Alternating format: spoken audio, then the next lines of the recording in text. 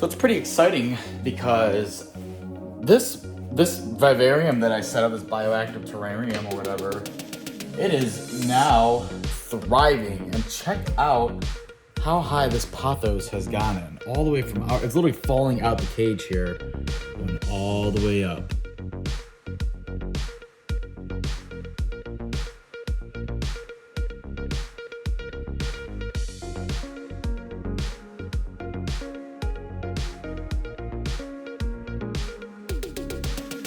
What's going on, everybody? I think in today's video, I'm just gonna be doing a little bit of an update, just kind of show around some enclosures and updates on some of my other animals and vivariums and enclosures I got going on. It's been really busy the last couple of weeks. I have been really busy at work, crazy enough. Even though we hit the slow season, it's been probably busier than I was over the summer. So it's been a lot of running around. I've been getting a lot of animals over the last 2 months, and over this last week I finally have not gotten any more animals, but you know, I've had to rethink some stuff I wanted to do. But yeah, I'll kind of show you what I got going on around here. So something that I recently acquired that I'm gonna be making a full video on, I'm just gonna show you guys really quickly, but it is a bucket list animal, and it's not a tortoise. Crazy enough as it is not a tortoise, but I got an incredible opportunity to be gifted an amazing animal. And I'm just gonna show you it real quick here. You can see my beautiful girl right there. That's all I'm gonna be showing right now because I wanna put in a full video, but oh, it's super exciting to get something that you've always dreamed of. And I kind of just saw a bug up here. It's a little moth. I've been having a really weird issue with moths getting in here. They're probably just feeding on old cellulose and cardboard material. Happens, but it's whatever. But yeah, let's talk about what we got going on. First off, you have this dreaded device, which is the space heater. With the winter coming and with my animals being in the basement, it is getting very cold down here, and at the night times when the temperatures are dropping, I am now having to put on this space heater. So I can expect my electricity bill to fly up, and I now have to spray some of these tanks consistently because everything's starting to dry out with the space heater being on. Well, my crested geckos are doing fantastic, except for this one. I have an invasion of, you can see these slugs are literally tearing up all the pothos. They don't seem to be going for anything else. They seem to just be hiding under this plant. I forgot what it's called. But the pothos, they are just annihilating, and they are asexual. They reproduce through parthenogenesis, just like some species of geckos, and which means that they don't need male and female. They basically, they're both in a sense. But you know, I'm having to go around and, you know, take some tweezers and just kind of pick these off. And what I'm doing is I've just been feeding these to my Central American wood turtle, which again, as I say in basically what seems like every video, just ignore the dirtiness. Today's my water changing day, so we'll just leave that right there. We'll get that cleaned up and fed around, and we're just gonna basically pick out all of these annoying slugs because they just keep destroying this pothos.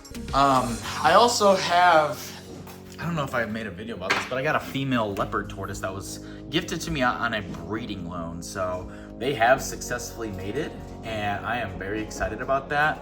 They seem to be doing really well.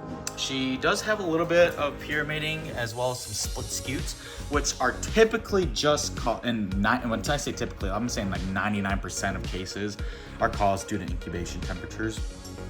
They have mated though, and hopefully we will be getting some eggs at some point from this female leopard tortoise. Now, my eggs that are incubating, I went ahead and disposed of, I think 4 of them because those ones were infertile. But these ones, they have charcoaled and they are ready to hatch. I would say, can't really see, but see, you got a lot of stuff going on in there. So hopefully, I would say these guys will be hatching any day now. It should be probably within the next week or so. We should have some Herman tortoise babies. We got it at a good humidity around 76, around 89 degrees. So we are temperature sexing 4 females. Super exciting. But I've now realized that I think I might have to downsize on some animals. I'm maintaining everything very well, but you know, in terms of space, I think I might need to get rid of some animals, and one of those animals, unfortunately, I think might be my red-eyed crocodile skink. He is doing fantastic. Again, ignore the water, it's dirty. I gotta clean everything today. The enclosure is doing amazing. It's a small enclosure. Everything's growing out really nicely. He's doing really well, but in terms of the long run, I don't necessarily need him. I love him to death, and he's a very unique looking animal, but I need to make space for some other animals that I have already. And in order to do that, I might need to get rid of him. It's not something I really want to do. I'm only going to sell it locally. I'm not going to go out and, you know, advertise it a lot and, you know, say, hey, I'll ship this to you. If I find someone within probably 2 hours of me that wants to buy him and is willing to meet me maybe halfway, I'll sell him. But in the meantime, we'll see what happens. I don't want to get rid of a lot of my animals, but I think I might have to just to make some more space. Other animals I might be selling are my double het albino ultra male, actually, hognose snakes, and they are gaining some really good weight. I got a male and female brother sister pair. They got some really nice light coloring. It almost doesn't look normal. But I'm gonna be probably selling these if anyone wants to buy them locally. But other than that, I will just be growing them up. But it's hard to say. I want to breed them in the future, but you know, I got a lot of other animals that I got to take care of, and it's just something I don't necessarily need to have. But we'll see what happens. You know, if no one's willing to take them, you know, I'm just gonna keep them, raise them up. It's no problem to me. My last animal, which I probably won't sell because I've just had this animal for, you know, quite a bit of time, and I just love it. But my Central American wood turtle, or my rival Cunny's Manny, it is the blue-eyed wood turtle. She is possibly up for sale as well. But again, we'll see what happens. I'm not going to be pushing it or, you know, publicly like going, hey, like someone buy this animal, I need to get rid of it. If the animals sell, they sell. If they don't, I'm actually perfectly fine with keeping them. However, I really do need a little bit more space in here. I mean, it's looking hectic. You can see I got all this crap everywhere.